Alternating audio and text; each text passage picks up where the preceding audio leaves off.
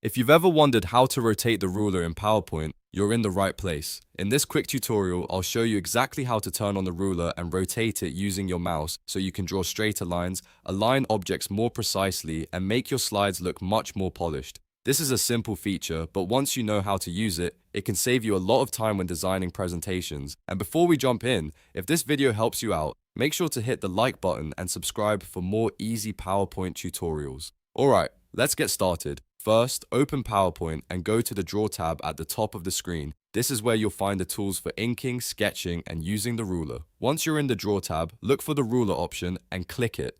As soon as you turn it on, the ruler will appear on your slide.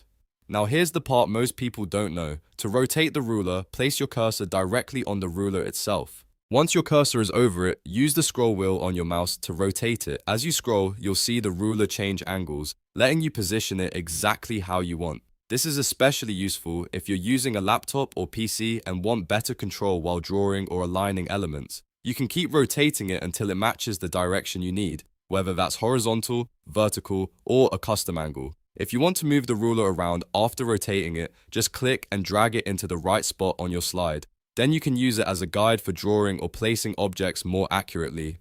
This feature is really handy for presenters, teachers, students, and anyone creating clean, professional-looking slides. And that's it. You now know how to turn on and rotate the ruler in PowerPoint using your mouse. If this tutorial helped, don't forget to like the video, subscribe to the channel, and leave a comment if you want more PowerPoint tips and tricks.